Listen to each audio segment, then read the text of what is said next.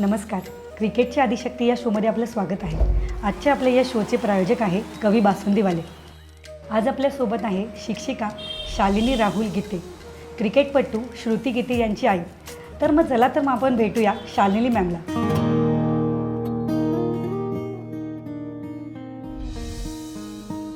नमस्कार मॅम. क्रिकेटची आदिशक्ती या शोमध्ये आपलं स्वागत आहे. नमस्कार. तुम्ही मला इथे बोलवल्याबद्दल मी पण तुमची खूप खूप आभारी आहे. या आदिशक्तीमध्ये मलाही तुम्ही बोलण्याचा जी संधी दिली त्याबद्दल खूप खूप आभारी. मॅम, आपल्याला आपल्या शिक्षणाबद्दल, कुटुंबाबद्दल आणि बालपणाबद्दल आम्हाला थोडक्यात सांगा. माझे नाव माहेरचे शालिनी विष्णुपंत आव्हाड. माझं माहेर कोपरगाव. आमचं बालपण एकदम साधारण परिस्थितीत गेलेलं, पण सगळेजण शेजारी शेजारी घर असल्यामुळे आम्ही 10 बहिणी 8 भाऊ आणि आमचं बालपण एकदम खूप छान गेलं. त्यावेळेस मोबाईल वगैरे असे काही नव्हते, म्हणजे पूर्ण बाहेर खेळणं वगैरे, शाळेत जायचं, मज्जा करायची, असे खूप छान ते दिवस गेले. त्याच्यानंतर मला म्हणजे मुळातच शाळेत असताना चित्रकलेची आवड होती. मग मी एलिमेंटरी, इंटरमिजिएट वगैरे अशा परीक्षा दिल्या. त्यातूनच मला अजून आवड निर्माण झाली. आणि मग मी 10th असताना माझे वडील जेव्हा एक्सपायर झाले, पण मग मी त्यावेळेस निर्णय घेतला की आपल्याला करिअर ड्रॉइंगमध्ये करायचं. त्यावेळेस मला आईने खूप सपोर्ट केला की तुला ज्याच्यात करिअर करायचं त्याच्यात तू करू शकते. मग मी माझं पुढे जाऊन ड्रॉइंगमध्ये आर्ट मास्टर केलं. त्याच्यानंतर लग्न झालं. लग्नानंतर पण सासू सासऱ्यांनी खूप सपोर्ट केला. मग मी माझं ग्रॅज्युएशन पण कंप्लीट केलं आणि मग श्रुती झाल्यानंतर मग मी माझं BEd पण कंप्लीट केलं आणि MA पण कंप्लीट केलं. म्हणजे मी दोन्ही डिग्र्या घेतलेल्या, ज्या ड्रॉइंगमध्ये आर्ट मास्टरही केलं आणि इंग्लिशमध्ये MA BEdही केलं. आणि त्यानंतर म्हणजे घरच्यांनी सर्वांनीच खूप सपोर्ट केला की माझं शिक्षण पुढे कंटिन्यू ठेवण्यासाठी. श्रुती जरी झाली, मी ती 1.5 वर्षाची असताना सासूबाईंनी सांभाळली आणि मी वडगाव मावळला BEdसाठी गेले 1 वर्ष आणि मग BEd कंप्लीट करून आजीकडे राहायची. हो, आजीकडे राहायची. तिला मी मोठी असल्यामुळे 2 काका होते आणि मग ती कंटिन्यू काकांचे मित्र वगैरे त्यांच्याकडेच भरपूर, म्हणजे ती. आणि आमच्या कॉलनीमध्ये, म्हणजे ॲक्च्युली आम्ही त्यावेळेस संगमनेरला असायचो आणि आमची खूप मोठी कॉलनी होती आणि कॉलनीमध्ये सगळे त्यांचे मित्र वगैरे, आणि तीच पहिली नात होती कॉलनीमधले. म्हणजे सर्वजण तिला घेऊन जायचे वगैरे, भरपूर लाड करायचे. आणि मग तिला कधी अशी आठवण जाणवली नाही की मम्मी नाही वगैरे. थोडी थोडी यायची, ऑफकोर्स ती जर 1.5 वर्षाची होती, पण मग तेवढं हँडल करून घेतलं. आणि मग खूप छान व्यवस्थित शिक्षणही व्यवस्थित झालं आणि बालपणही व्यवस्थित गेलं. आणि मग पुढे मग मी स्कूल जॉईन केलं.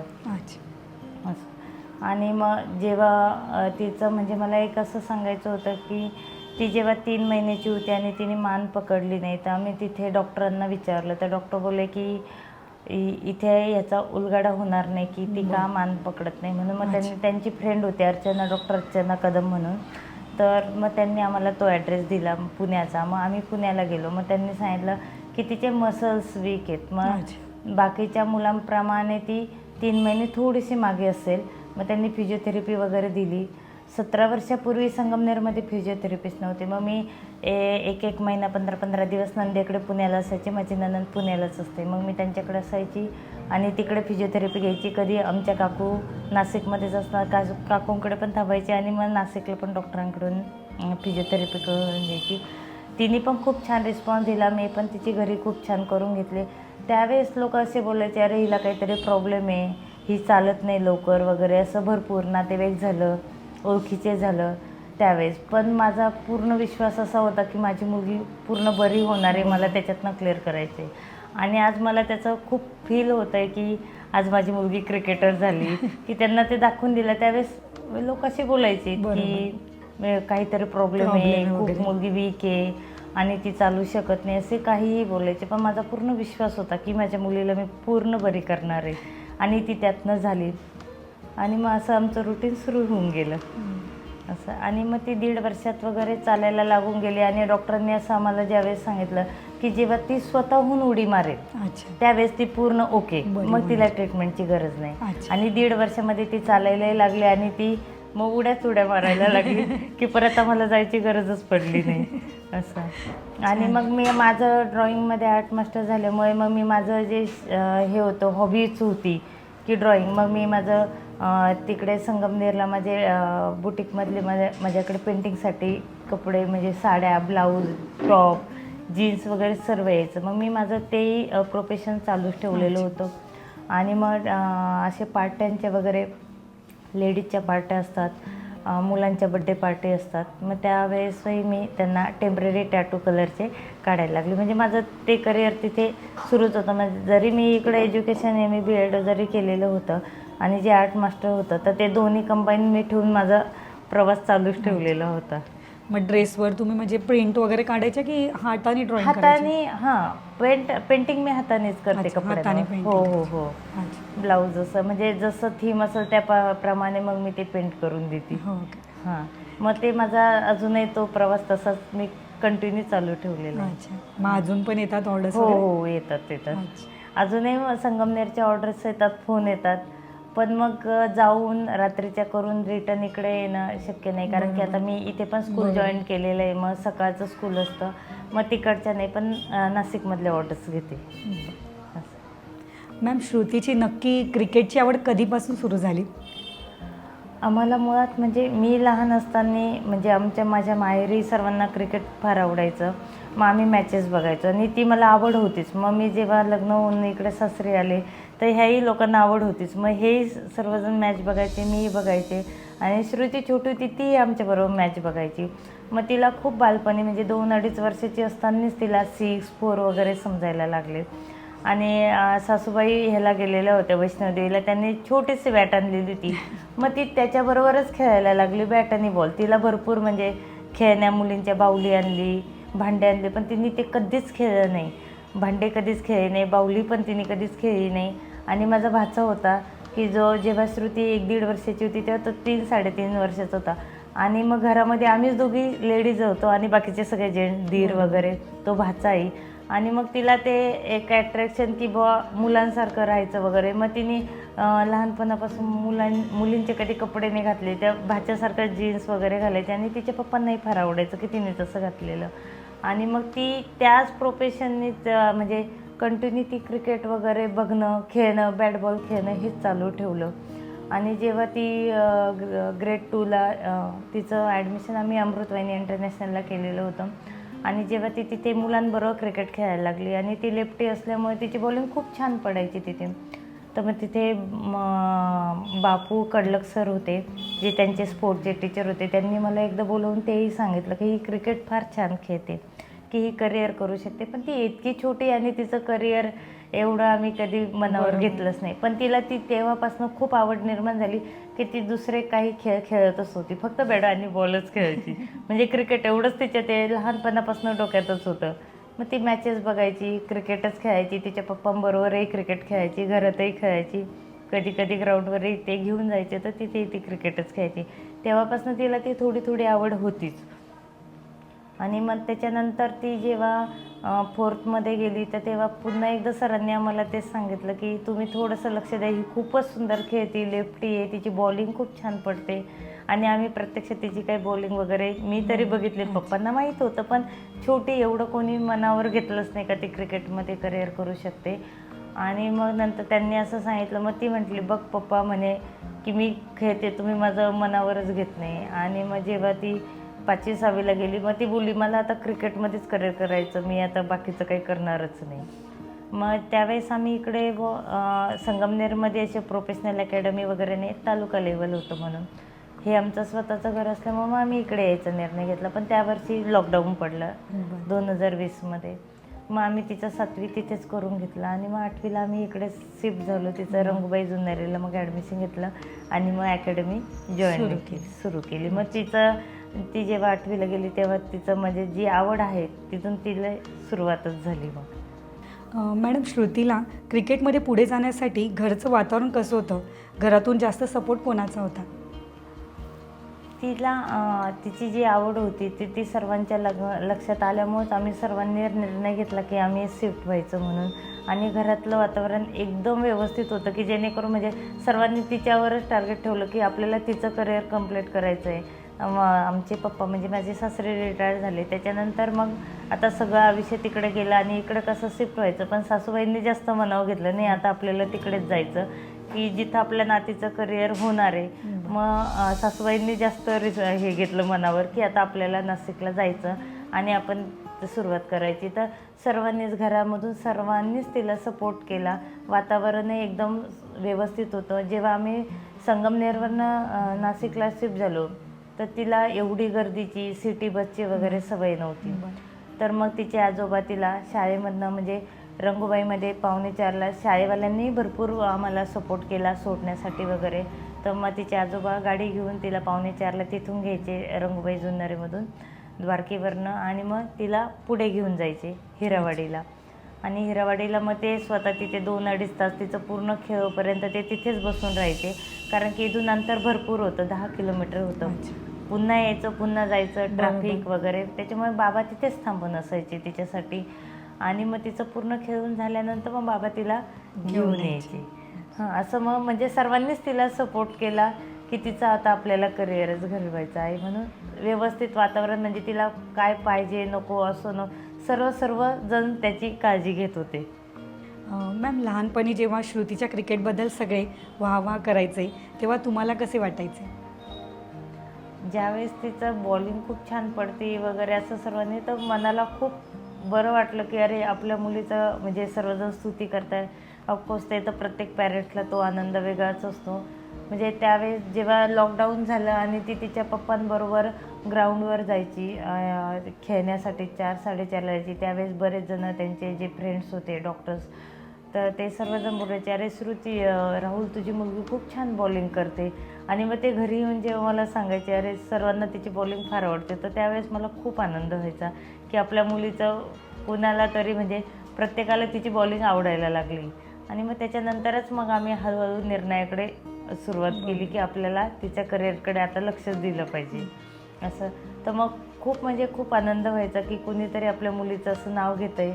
आणि क्रिकेट हे असं आहे की काहीतरी वेगळं क्षेत्र आहे. तर प्रत्येकजण कसं डॉक्टर इंजिनियर वगैरे ह्या फील्डकडे जातं आणि मग हिने एक वेगळं फील्ड निवडलेलं होतं क्रिकेटचं की जे आमच्या म्हणजे कुणी गीते फॅमिलीमध्ये कुणी खेळलेलंच नव्हतं. म्हणजे ॲज तिचे काका तिचे पप्पा वगैरे खेळायचे पण एक ॲज अ रुटीनमधलं खेळ नव्हतं, हॉबी म्हणून. पण एक करिअर म्हणून आतापर्यंत कोणी गेलेलं नव्हतं. आणि जेव्हा तिचं असं सर्वजण बोलायचे की ती खूप छान खेळते तिची बॉलिंग खूप छान पडते तर ज्यावेळेस असं कळायचं की ते घरी येऊन सांगायचे आज हे डॉक्टर भेटले त्यांनी असं सांगितलं तर त्यावेळेस खूप आनंद व्हायचा. मॅम, श्रुतीची नुकतीच क्रिकेटच्या करिअरची सुरुवात झाली आणि त्यातच तिच्या वडिलांचं निधन झालं. तर या मोठ्या घटनेमधनं तुम्ही श्रुती आणि तुमचं कुटुंब कसं सावरलं? ती जेव्हा 10वी पासआउट झाली तिला खूप छान मार्क्स पडले आणि त्याच्यानंतर लगेच 6 महिन्यातच तिच्या पप्पांचं असं झालं तर ती खूप डिप्रेशन म्हणजे ऑल ओव्हर फॅमिली आम्ही डिप्रेशनमध्येच गेलेलो होतो.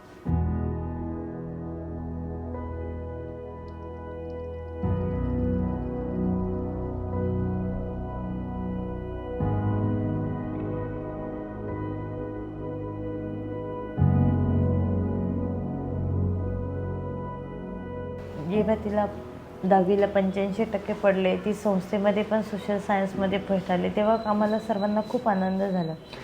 आणि मग एक तिचा ट्रॅक म्हणजे जेव्हा तिने निवडलं की बा आता 85% पडले मग आता कशाला जायचं तिचं तसं काही नव्हतं. पण तिच्या पप्पांनी सांगितलं की जर तिला करिअरच क्रिकेटमध्ये करायचं आहे तर आपण तिला सायन्सला वगैरे टाकून काही फायदाच नाही. कारण की कॉलेज प्रॅक्टिकल करून मग ती ते खेळ खेळणार तर हे तिच्याने काही म्हणजे पॉसिबल नाही, इम्पॉसिबलच आहे. मग ते डायरेक्टली बोलले की आपण तिला आर्ट्सलाच घेऊया आणि ती त्याला तयार झाली.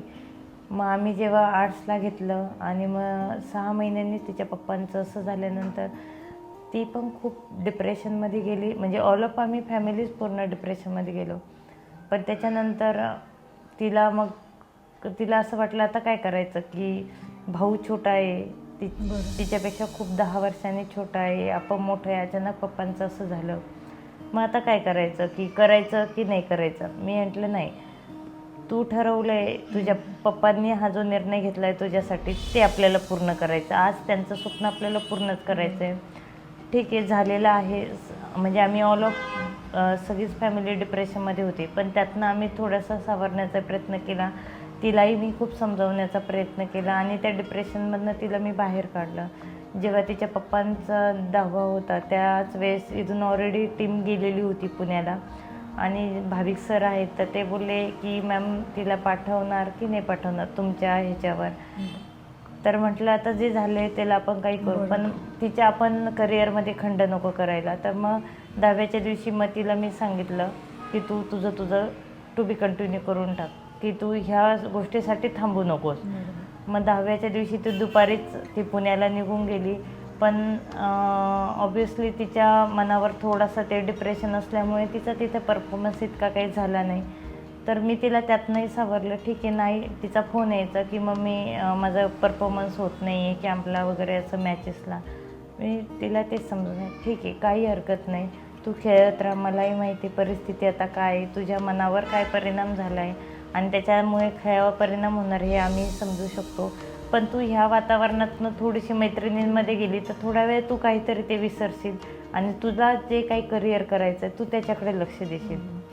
नाही परफॉर्मन्स झाला तरी चालेल, पण तू खेळत राहा. आपण जे स्वप्न आता तू जे मनाशी धरलेलं आहे, तुझ्या पप्पांचं जे स्वप्न होतं ते आता आपल्याला पूर्ण करायचं आहे.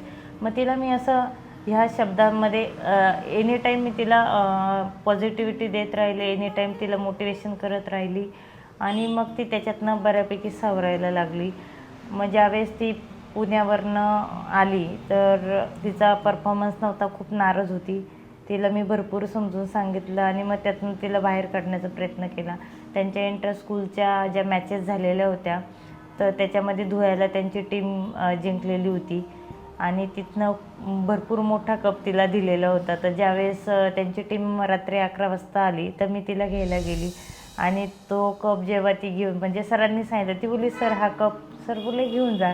डेरले सर KTHM कॉलेजचे खूप सपोर्ट केला त्यांनी तू घरी घेऊन जा आणि उद्या येतानीच कॉलेजला घेऊन ये. आणि जेव्हा तो कप तिच्या पप्पांनी बघितला तर त्यांनी तिला मिठीच मारली की आपल्या खानदानामध्ये इतका मोठा कप कोणीच नाही आणला की जो तू आणून दिला. त्यांना फार त्यावेळेस आनंद झालेला होता. आणि मग त्याच्यातूनच मग जी ट्रॉफी आणली तर त्याच मुली वर्ध्याला गेलेल्या होत्या. तर ती जेव्हा पुण्यावरनं आली त्याच्यानंतर ती रात्री 2ला आली आणि 4 वाजता परत KTHMच्या मुलींबरोबर पुन्हा ती वर्ध्याला गेली की जे तिथे इंटर स्कूलच्या सिलेक्शन होतं. मग त्यावेळेस ती पुढे गेली. तर त्यावेळेसही मी तिला मोटिवेट करत राहिली की तुला करायचं आहे, तू जे मनी धरलेलं आहे, जे आपण एवढं सगळं केलेलं आहे की तुझ्यासाठी आपण संगमनेर सोडलं, नाशिकला आलो, नाशिकला शिफ्ट झालं, सर्वजण तुझ्यावर एवढं फोकस करताय, सर्वांनी तुझ्या एवढं कष्ट घेतले. ऑब्व्हियसली म्हणजे आमच्यापेक्षाही जास्त तिच्या आजोबांनी जास्त जे कष्ट घेतलेत तर ते लक्षात ठेव आणि जे पप्पांचं जे स्वप्न आहे ते आता तुला पूर्णच करायचं आहे असं नेहमी मी तिला पॉझिटिव्हिटी देत राहिली आणि मग तिचं पुढं करिअर सुरूच ठेवलं. मॅम, श्रुतीने केलेल्या मेहनतीमुळे तिला SGFI नॅशनल्समध्ये राजस्थानमध्ये मॅचेस खेळायला ती गेली आणि तिकडे महाराष्ट्राने ऐतिहासिक विजय मिळवत सुवर्णपदकही जिंकली. तेव्हा तुमच्या भावना काय होत्या? ज्यावेळेस ती इथनं वर्ध्याला गेली आणि तिथे भरपूर मुली आलेल्या होत्या. मग त्या कॅम्प घेतला त्यांनी. कॅम्पमध्ये काहीतरी 60 का काय मुली होत्या. त्यातनं 16 मुली सिलेक्ट केल्या आणि त्यात तिचा 5वा नंबर आला आणि ते जेव्हा कळालं तेव्हा फार आनंद झाला. पण त्या काय लेवलच्या होत्या की ॲक्च्युली आम्हाला त्यातलं काहीच माहिती नव्हतं. ती तिकडनंच वर्ध्यावरनं राजस्थानला गेली आणि राजस्थानला त्यांच्या मॅचेस सुरू झाल्या. जेव्हा त्यांच्या मॅचेस त्या जिंकायच्या तर त्यावेळेस मला भाविक सरांचा फोन यायचा की मॅडम तुमचं अभिनंदन वगैरे असं. तर मला कळायचंच नाही की इथून मागे ज्या मॅचेस झाल्यात तेव्हा सरांनी कधीच अभिनंदन केलं नाही आणि सर का अभिनंदन करता. ज्यावेळेस क्वार्टर फायनल झाली तेव्हाही अभिनंदन केलं, सेमीफायनलही जिंकली तेव्हाही अभिनंदन केलं. तेव्हा माझा आणि सासूबाईंचा असंच विषय झाला, सर सारखे का अभिनंदन करतात की मॅच जिंकली आहे आणि इथून मागे तर कधी सरांनी असं अभिनंदन केलं नाही. कारण की ॲक्च्युली त्या कोणत्या लेवलच्या मॅचेस वगैरे काय होते हे म्हणजे असं कधी मनातही नाही आलं आणि माहितीच नव्हती, त्याबद्दल काही माहितीच नव्हती. आणि जेव्हा त्यांची सेमीफायनल होती आणि ॲक्च्युली त्यांची टीम हरतच आलेली होती ॲक्च्युली, आणि जेव्हा एक कॅच असा होता की तो श्रुतीने जबरदस्त न घेण्यासारखा कॅच तिने डाय मारून जेव्हा तो घेतला आणि तिथून मॅच फिरली, ती ॲक्च्युली राजस्थानबरोबरच होती आणि ते राजस्थानमध्येच त्या मॅचेस चालू होत्या. भरपूर पब्लिक होती आणि खूप आवाज होता, त्यांच्यावरही भरपूर बर्डन होतं. आणि त्यावेळेस जेव्हा श्रुतीने तो कॅच घेतला आणि तिथून मॅचने पलटी खाल्ली आणि मॅच त्यांच्या ताब्यात आली आणि जेव्हा सेमीफायनल जिंकली, मग सरांचा पुन्हा फोन आला की मॅडम अभिनंदन. म्हटलं हां, पण म्हणजे त्यावेळेस मला हेच प्रश्न पडायचे की इथून मागे सरांनी कधीच आपलं अभिनंदन नाही केलं, ह्यावेळेस का सारखं अभिनंदन करतात की प्रत्येक मॅच झाली की मॅडम अभिनंदन, प्रत्येक मॅच झाली की अभिनंदन. आम्हाला त्यातलं ॲक्च्युली काहीच माहीत नव्हतं. आणि ज्यावेळेस त्यांनी फायनल जिंकली त्यावेळेस सरांचा पुन्हा फोन आला की मॅडम अभिनंदन, त्यांनी फायनलही जिंकली. तरी मला असं काही विशेष त्यामध्ये वाटलंच नाही की म्हणजे माहीतच नाही की ती SGF आयच्या ज्या मॅचेस आहे नॅशनल लेवलच्या, की त्याचं सर्टिफिकेटचं महत्त्व काय आहे किंवा महाराष्ट्राने तो ऐतिहासिक विजय घडवला, असं काही त्याच्याबद्दल माहितीच नव्हतं. त्यावेळेस आनंद तर भरपूर झाला कारण की गोल्ड मेडल मिळालं एवढंच मला माहीत होतं, पण ते सर्टिफिकेट काय किंवा त्याचं पुढे अपॉर्च्युनिटी काय आहे लाईफमध्ये तिच्या, ह्याच्याबद्दल काही माहीत नव्हतं. आणि मग जेव्हा तिचं म्हणजे माझा भाचाही हे आहे स्पोर्ट टीचर आहे, माझे मावस दीर पण PI आहे नंदुरबारला, त्यांचा मित्रही जेव्हा आला आणि त्यांना जेव्हा आम्ही हे सर्टिफिकेट वगैरे दाखवलं तर त्यांना खूप विषय म्हणले हे खूप मोठं आहे की हे किती पैसे तुम्ही समोरच्याला दिले तर तुम्हाला कोणी देऊ शकणार. म्हटलं असं काय ह्याच्यात. तर मग त्यांनी तेव्हा सांगितलं की म्हणे हे जे सर्टिफिकेट आहे की हे नॅशनल लेवलचं आहे, की त्याच्यावर जो बारकोड आहे तो स्कॅन केला जातो आणि गव्हर्मेंट जेव्हा ते स्कॅन करतं त्याच्या संपूर्ण तिचा डाटा त्यामध्ये येतो आणि हा तिचा संपूर्ण डाटा आता गव्हर्मेंटकडे जमा झालेला आहे. आणि जेव्हा ती ग्रॅज्युएशन कंप्लीट करेल तर त्यावेळेस तिला ती अपॉर्च्युनिटी आहे क्लास 2च्या पोस्टची, की तिला ह्या सर्टिफिकेटवर क्लास 2 मिळेल. त्यावेळेस आम्हाला ते माहीत झालं की त्याचं महत्त्व काय आहे, की त्याचं मूल्य काय आहे, त्यावेळेस आम्हाला कळालं. आणि मग त्यावेळेस खूप आनंद झाला.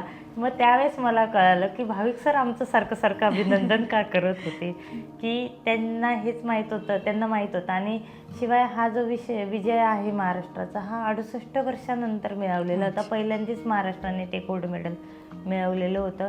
आणि नाशिकमध्ये श्रुती पहिलीच आहे आणि तिच्या जोडीला एक निधी भुतडा म्हणून मुलगी होती, ह्या दोघी त्याच्यामध्ये सिलेक्ट झाल्या होत्या की ह्या दोघींनाही हे गोल्ड मेडल मिळालेलं होतं. आणि ह्या दोघी नाशिकमधल्या पहिल्या ठरल्या की त्यांना हे इंटर स्कूलचं गोल्ड मेडल मिळालं. आणि मग ज्यावेळेस आम्हाला हे सगळं समजलं त्यावेळेस खूप आनंद झाला, की त्यावेळेस असं वाटलं की अरे तिने जे स्वप्न मनी धरायला सुरुवात केलेली होती की आपल्याला हे करायचं आहे, तर त्या करिअरला अगदी बरोबर तो ट्रॅक एकदम रुळावर आलेला आहे आणि तिच्या करिअरला सुरुवात छान झालेली आहे.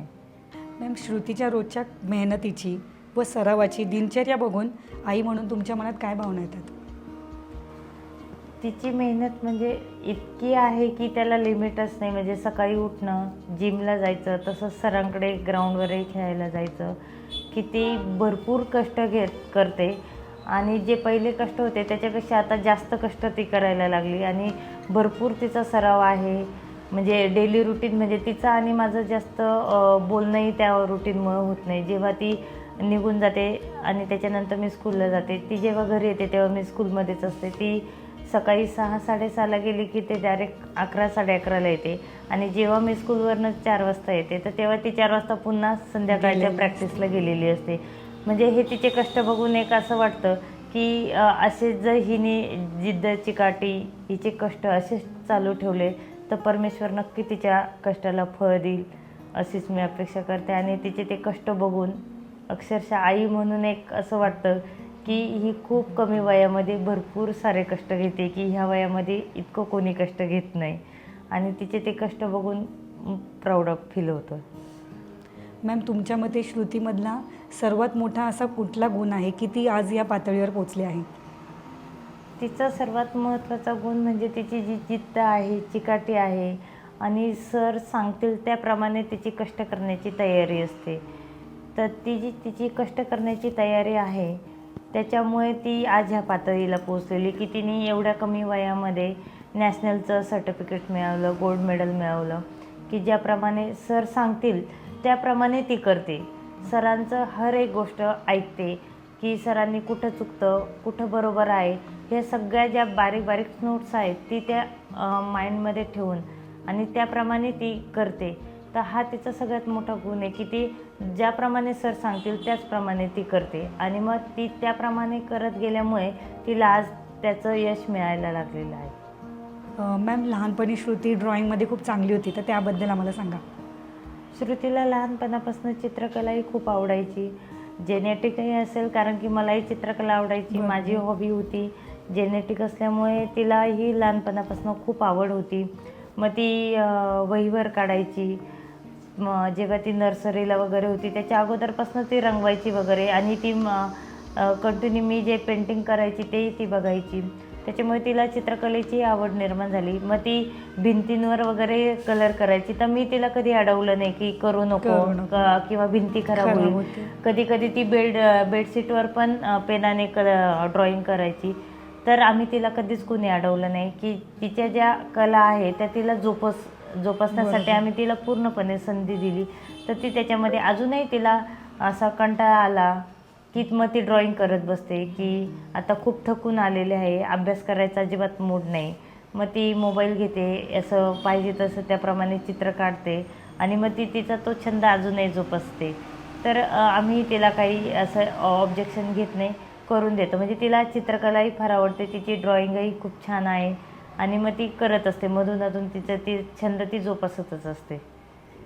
तुम्हाला पण मदत होत असेल मग तुमचे जे काय तुम्ही ड्रॉइंग वगैरे करता ड्रेसवर? हां, नाही त्याच्यामध्ये मदत तर अशी तिची, कारण की ती खूप कमी वेळ घरी असते, त्याच्यामुळे मदत तशी काही होत नाही.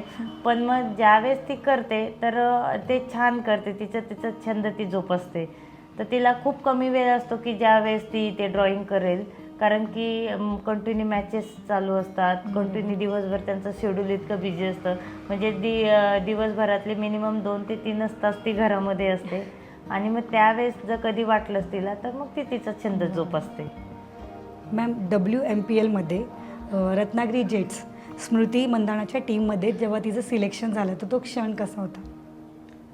ज्यावेळेस आम्हाला, म्हणजे तिचं अगोदर सिलेक्शन नव्हतं झालं आणि मग तिला काही बोलवलेलं नव्हतं, पण अचानक आम्हाला रत्नागिरी जेटच्या मॅमचा जे मॅनेजर आहेत त्यांचा अचानक मला रात्री 6-6:30ला फोन आला की श्रुतीशी बोलायचं आहे, मी रत्नागिरी जेटची मॅनेजर बोलते आहे. तर मग मी त्यांना त्यावेळेस सांगितलं ती तर ग्राउंडवर प्रॅक्टिससाठी गेलेली आहे. तर बोलले की माझं तिच्याशी पटकन बोलणं करून द्या. मग मी सरांना फोन केला की असा फोन आलेला आहे आणि मग तुम्ही बोलून घ्या.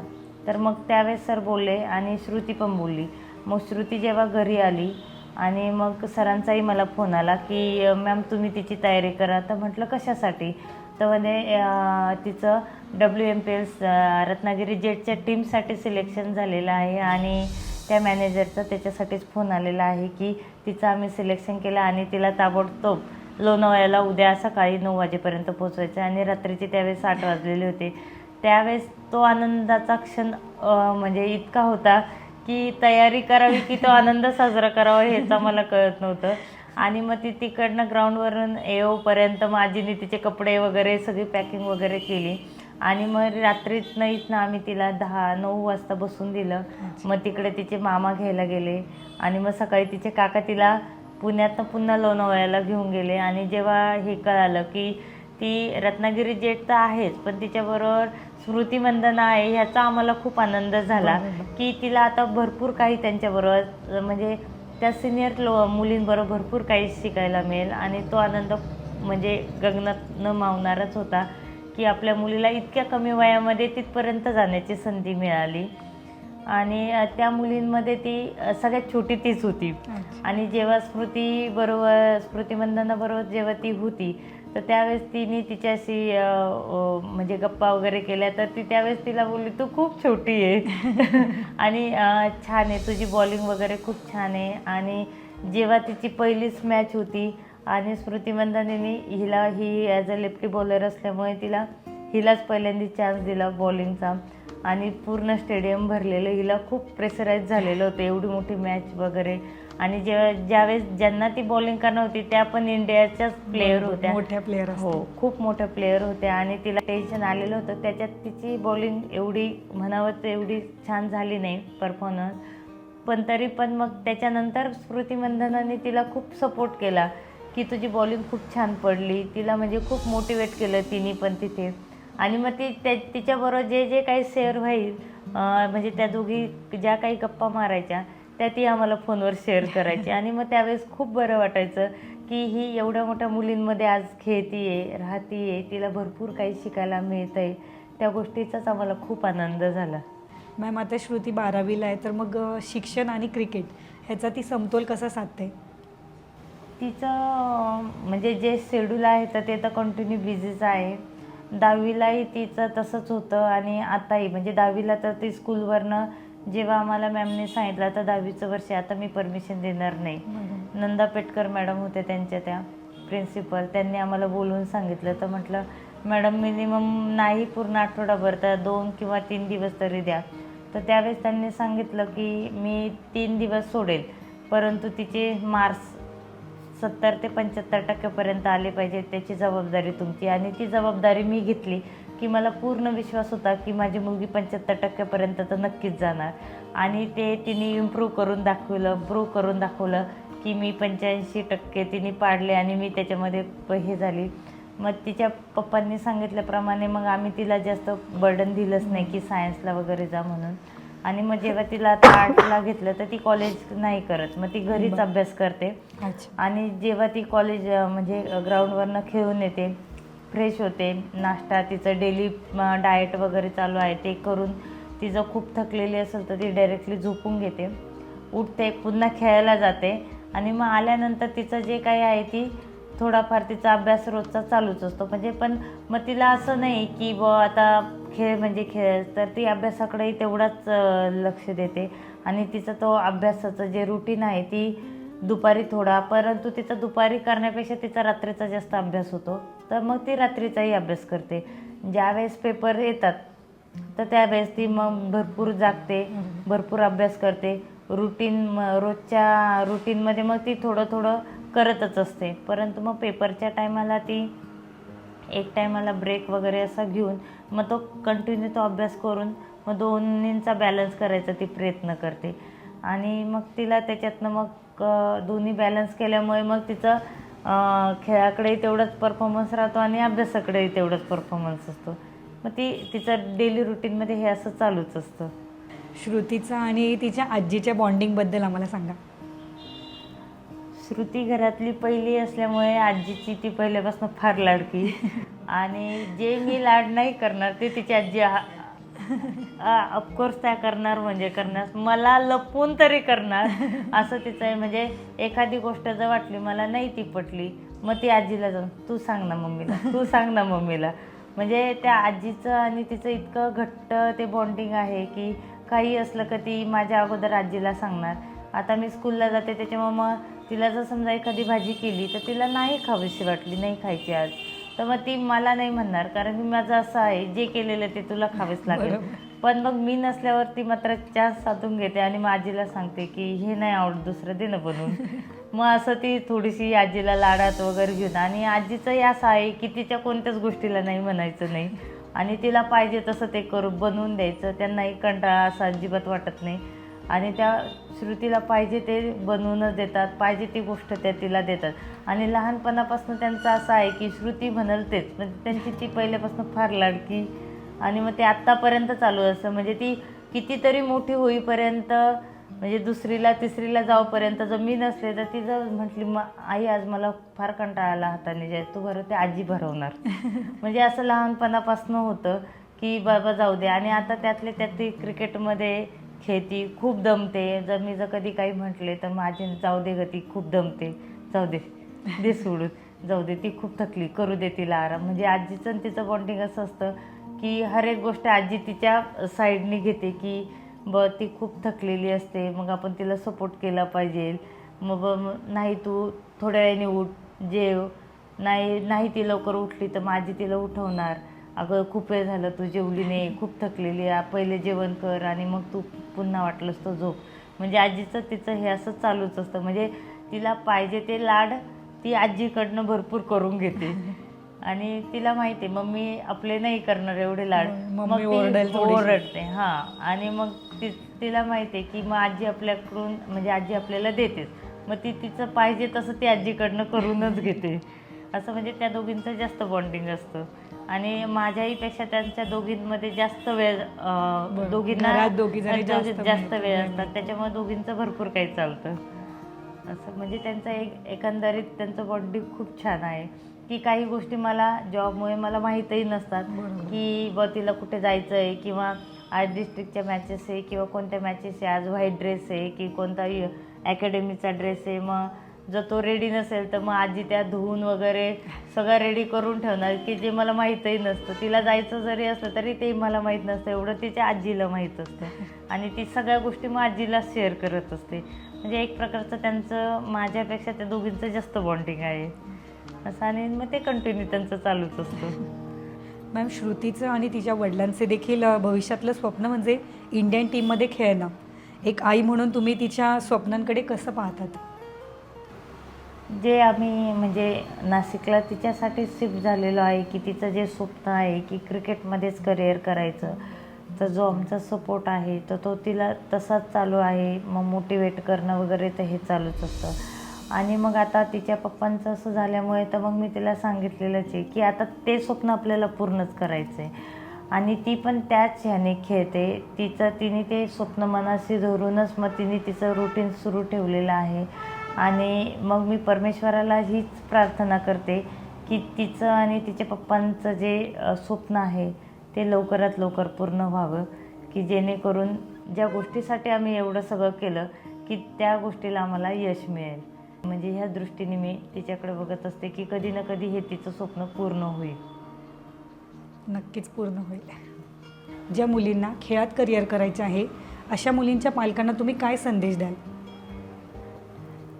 ज्या मुलींना क्रिकेट म्हणजे कोणताही खेळ असो की त्याच्यात जर त्यांना करिअर करायचं असेल तर ऑफकोर्स आपण त्यांना सपोर्टच केला पाहिजे. की प्रत्येकाची हॉबी वेगळी असते, प्रत्येकाचं स्किल वेगळं असतं. आणि मुलींना जर मुलं असो किंवा मुली असो त्यांना जर त्यांच्या आवडीप्रमाणे जर आपण करिअरला साथ दिली तर ते मुलं नक्कीच पुढे जातील. आणि आपल्याला त्यातनं त्यांचा रिस्पॉन्स म्हणजे जर मुलांच्या विरोधात जर आपण म्हणजे त्यांना खेळामध्ये करायचं आहे. बरेच पॅरेंट्स काय करतात की बाबा खेळ कुठे, एज्युकेशन फार महत्त्वाचं आहे. ऑफकोर्स एज्युकेशन फार महत्त्वाचं आहे, पण त्याच्या जोडीला जर खेळाची जर साथ असेल तर नक्कीच ते मूल किंवा ती मुलगी असो किंवा तो मुलगा असो नक्कीच पुढे जाईल. कारण की खेळ असा आहे की जेव्हा तुम्ही खेळतात त्याने तुमचं कॉन्सन्ट्रेशन खूप वाढतं, तुमची मेमरी शार्प होते, तुम्ही फिजिकल फिटनेस होतात. आणि या सगळ्यांचं एकत्र कॉम्बिनेशन झाल्यानंतर ते ऑफकोर्स खूप सुंदर आणि खूप व्यवस्थित असं ते मुलगा किंवा मुलगी तयार होतं. तर आपण नक्कीच त्या मुलांकडे लक्ष दिलं पाहिजे किंवा त्यांना ज्याच्यात करिअर करायचं आहे त्याच्यात आपण साथ नक्कीच दिली पाहिजे. की त्यांना ज्याच्यामध्ये करिअर करायचं त्याला जर साथ दिली तर ते मुलं आवडीने ती गोष्ट जास्त प्रोत्साहनाने करतात. आणि तेवढी त्यांना आवड निर्माण झाली त्यांची तेवढी जिद्द चिकाटी वाढत जाते आणि मग नक्कीच त्यांना त्याच्यामध्ये यश मिळतं. म्हणून प्रत्येक पॅरेंट्सला तर मी हाच सल्ला देईल की आपल्या मुलांना ज्याच्यात करिअर करायचं आहे त्याच्यात आपण नक्की सपोर्ट केला पाहिजे. की शेजारच्यांचा किंवा दुसरं कोणी त्या फील्डला जातं आहे म्हणून आपल्याही मुलाला तिकडं पाठवलं पाहिजे तर असं कधीच नाही करायचं. आपल्या मुलाला जे वाटतं, आपल्या मुलाच्या मनात जे काही आहे तेच आपण ओळखून त्या ट्रॅकवर गेलं तर नक्कीच त्यांना यश मिळेल. मॅम, आता श्रुती डॉक्टर भाविक मानकुडी या सरांकडे प्रॅक्टिसला जाते. त्यांनी खूप साऱ्या मुलींना आत्तापर्यंत जेवढ्या त्यांच्याकडे शिकून गेल्या आहे त्यांना खूप छान असं त्यांनी प्रॅक्टिस पण दिली, छान त्यांचं करिअर पण घडवलं आणि खूप छान स्टेजवर आता त्या खेळत आहे. तर त्या सरांबद्दल तुम्ही सांगा. म्हणजे सुरुवातीला जेव्हा श्रुतीला आम्ही जेव्हा इथे राहायला आलो आम्हाला भाविक सर माहीतच नव्हते. तर आम्ही जिमखान्याला लावली होती तिला शालीमारला.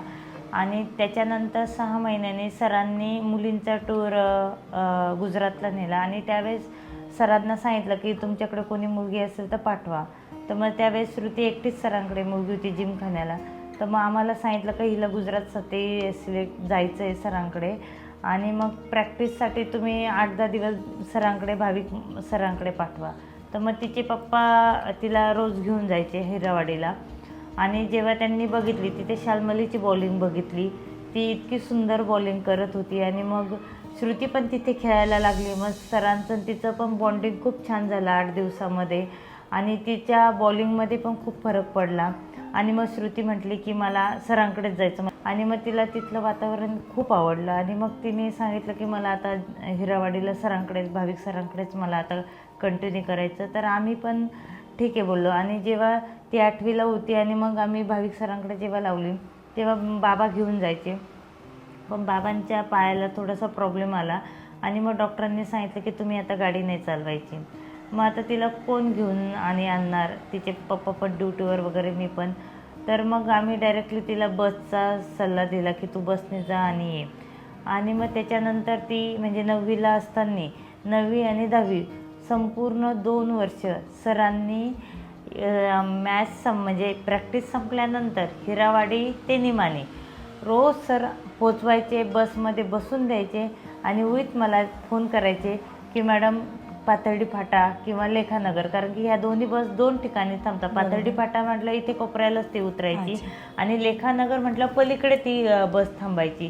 तर मला ते आठवणीने फोन करून सांगायचे की मॅडम आंबड गाडी किंवा पाथर्डी फाटा ह्या 2 गाड्यांचे ज्यामध्ये बसून दिलं त्या गाडीचं नाव सांगून आणि मग ते घरी जायचे. श्रुतीला बसून देऊन मला फोन करून आणि मग ते घरी जायचं. म्हणजे असं सलग सरांनी एकही दिवस खाडा न करता 2 वर्ष सरांनी तिला हिरावाडी ते निमाणी पोच केली आणि मग श्रुती घरी यायची. मग मी तिला स्टॉपला घ्यायला जायची आणि मग श्रुती घरी यायची. म्हणजे आपण 1 दिवस 2 दिवस कंटाळा करतो, रोजच असलं तर कंटाळा येतो, परंतु सरांनी कधीही कंटाळा न करता रोज नित्यनियमाने तिला पोच करण्याची जबाबदारी घेतली आणि त्यांनी ती इतकी व्यवस्थितपणे पार पाडली की म्हणजे त्यांनी ते स्वप्न त्यांनी असं जे मनात धरलेलं आहे की मुलींचं करिअर घडवायचं, तर ते सर अतिशय कष्ट घेतात, सर्वांवरच कष्ट घेतात. माझ्या श्रुतीवर तर भरपूर त्यांनी कष्ट घेतले. आज जी ह्या स्टेजला जी आहे ना ती फक्त भाविक सरांमुळेच आहे आणि त्यांच्या कष्टाला सलाम आहे. खूपच त्यांनी मेहनत घेतलेली आहे आणि त्यांची ती मेहनत प्रत्येक मुलीवर अशीच चालू आहे. आणि ऑफकोर्स ज्या मुली पुढे ज्या लेवलला खेळत आहेत त्या म्हणजे भाविक सरांमुळेच खेळतात ते आणि सरांच्या कष्टाला सीमाच नाही आहे आणि त्यांना कधी असा कंटाळाही नाही आलेला की बाबा आता आज रोजच सोडतं आहे की आज नको सोडवायला, असं त्यांनी कधी केलं नाही. इमर्जन्सी जर त्यांना जर काही बाहेर जायची जर वेळ आलीच तर ते एखाद्या पॅरेंट्सला ही जबाबदारी सोपून द्यायचे. ते पॅरेंट्सही तिला बसमध्ये बसून पुन्हा मला फोन करून द्यायचे की तिला कोणत्या बसमध्ये बसवलं आहे. म्हणजे तिला तिथं जे वातावरण मिळालं, म्हणजे तिचा जो फ्रेंड सर्कल आहे, कोचिंगचे जे भाविक सर आहे विथ त्यांचे मैत्रिणींचे पॅरेंट्स वगैरे, म्हणजे ते जे वातावरण आहे ते तिला खूप छान मिळालं आणि तिला त्याच्यामधून असं मोटिवेट झालं आणि मग ती तिच्या ट्रॅकला लागली. आणि हे जे सगळं तिचं जे यश आहे ह्याच्यामागे फक्त भाविक सरच आहे. मॅम आम्ही आता आमच्या शोमध्ये एक ट्विस्ट ठेवला आहे, तो म्हणजे रॅपिड फायर. आता तुम्ही न विचार करता पटापटा क्वेश्चनचे आन्सर्स द्या. हो चालेल. तर पहिला क्वेश्चन असा आहे की श्रुतीची पहिली क्रिकेटची आठवण काय? 2रीला असताना तिने क्रिकेट मुलांमध्ये खेळती. तिला फलंदाजी आवडते की गोलंदाजी? दोन्ही पण आवडतं. गोलंदाजी फलंदाजी दोन्ही आवडतं. तिचा आवडता शॉट? Scoop shot. तिचा जर्सी नंबर? 7. 11. तिचं क्रिकेट आयडल कोण आहे? Favourite cricketer MS Dhoni. श्रुतीला कुठलं फॉर्मॅट आवडतं क्रिकेटमधलं? T20, वन डे का टेस्ट? T20. तिचा आवडता जेवणातला पदार्थ? पनीर. क्रिकेट संदर्भात तिचा आवडता चित्रपट कुठला आहे? MS धोनी. श्रुतीचं आवडतं मैदान? पुण्याचं गवंजे स्टेडियम. आणि लास्ट आणि गमतीशीर एक क्वेश्चन आहे की घरातला बॉस कोण आहे, श्रुती की आई? आई. श्रुती नाही. मॅम, तुम्ही आमच्या क्रिकेटच्या आदिशक्ती या शोमध्ये आलात त्याबद्दल तुमचे खूप धन्यवाद. तुम्हाला आणि श्रुतीला पुढच्या वाटचालीसाठी शुभेच्छा. तुम्ही पण आम्हाला आणि श्रुतीची सगळी माहिती म्हणजे ह्याच्यासाठी जी संधी दिली त्याबद्दल मी सुद्धा तुमची आणि तुमच्या या शोची खूप खूप आभारी आहे. धन्यवाद.